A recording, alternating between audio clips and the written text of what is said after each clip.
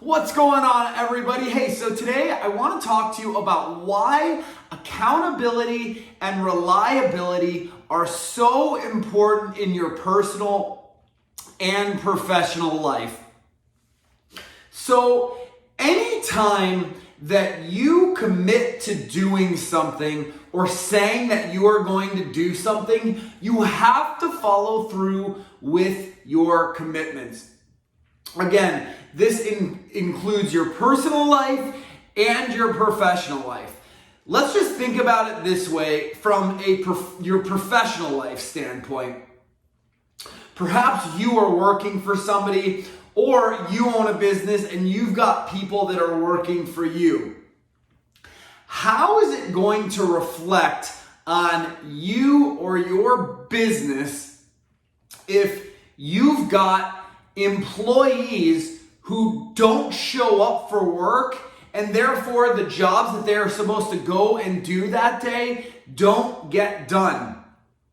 When it comes to how it's going to reflect on your business, it is going to be extremely negative. You are going to be perceived by your clients as a company that is unreliable or doesn't have a reliable staff, and that is going to really negatively affect your reputation around town. So in your professional life, there is no excuse for not being accountable and not being reliable. If you're the type of person who thinks that it's acceptable to just stroll in late to work or just, roll out of bed whenever you feel like it works for you and get there, that is not the way it works in the real world. I can assure you, if you were one of my employees, you wouldn't be gainfully employed for very long if that's the way that you presented yourself to me as an employer. So just think of it that way. Again, you guys, if you don't have a business, put yourself in the shoes of your boss or of your company and think about how your actions reflect on them if currently you are not a reliable or accountable person. So now let's transition this topic to in your personal life. And for the sakes of just this conversation, I want to talk about the dating, people who are single and dating. If you are starting to date somebody, and at the beginning of the relationship, let's just say you just met somebody at the store, right? You asked them out, you set up a definite date, and now the night has come and you guys are supposed to meet up at 6 p.m. and you get to the restaurant and you're sitting there and you're just waiting. You're waiting. 5 minutes go by, 10 minutes go by, 15 minutes go by. At that point, truthfully, if it was a first date for me, after that long, I would just get up and go. I wouldn't even give that person the benefit of the doubt by sending them a text message or anything like that. If they felt it was acceptable to just stand me up with no explanation or anything like that, then again, I'm just leaving. I'm not contacting them in the future because I realize that, a first impression does make a difference. But I'm going to tell you guys about a story that actually just happened to me this week. So I had some plans to have dinner with a friend of mine. He was supposed to be coming over at about 7:30 or so. And I was cooking dinner, so that day I went out to the store, I got everything that I needed, and then at about 7:30 or so, I started cooking.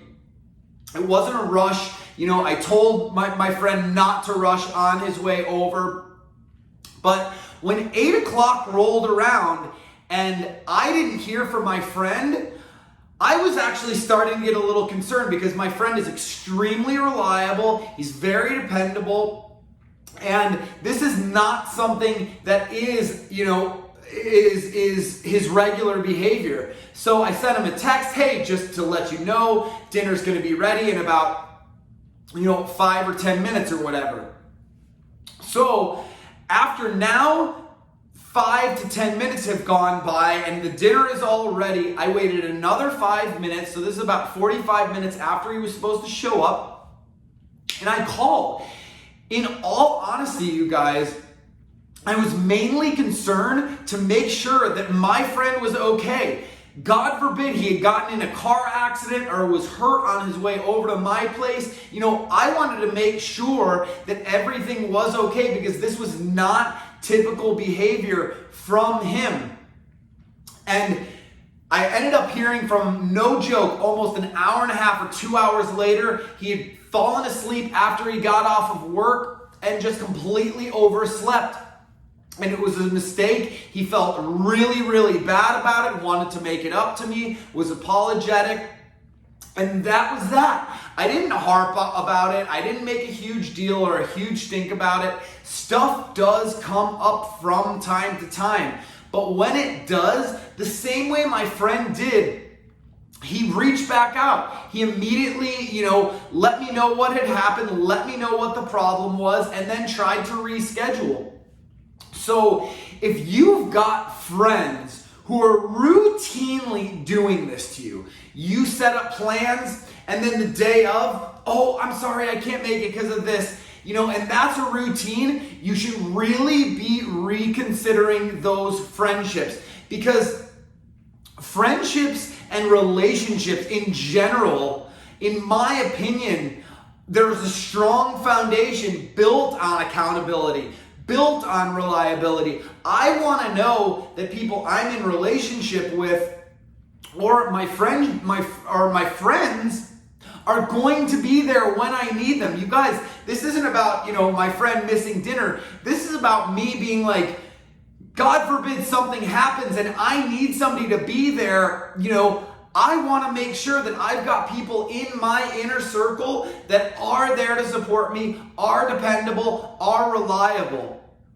So, if you are the type of person who you're always making plans, oh, maybe let's get together at lunch, and then you're showing up 10, 15 minutes late, and you do this regularly, think about how that reflects on you. Do you think people are going to be like, man, that guy, he's always on time, he's a man of his word? No, you can't be trusted. People who are unreliable and not accountable, legitimately, in the back of people's minds, people can't count on you. You're not the reliable friend, or you're not the reliable lover that people want to have in their life. So again, this especially applies in dating, absolutely without question applies to marriage. If you are married to somebody that you can't count on, you can't rely on, they're not a person of their word, it is not going to work long term and be a successful, happy relationship. That is something that I can absolutely assure you. So if this is something that you do in your life, cut out the crap, you guys. Start acting like mature adults. Be a person of your word. Make sure that when you are setting plans, you are at that location. Or if you're going to be late, it happens to everybody. Send out a quick text message, send a phone call, or pick up the phone and make a call, send an email. Hey, I can't make it, this came up, whatever, explain yourself. Make sure that people know what's going on, because people don't read minds. Some people are like, again, like me on a first date, if somebody doesn't show up or they're just late, they don't value my time, that's it. Goodbye.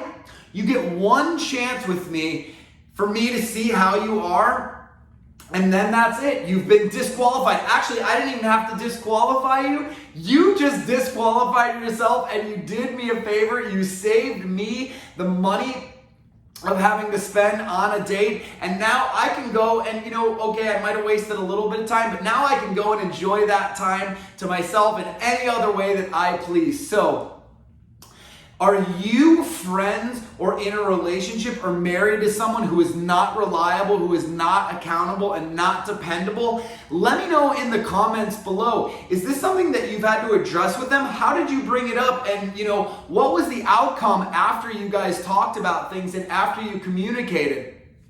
If you've got a situation that you are dealing with where you've got somebody that is not reliable, not accountable in your life, and you're unsure of how to handle it, feel free to contact me at my website, which is at thebalancedalpha.com, and sign up for whatever coaching session works best for you. But until then, take care of yourself, and I look forward to seeing you guys next time.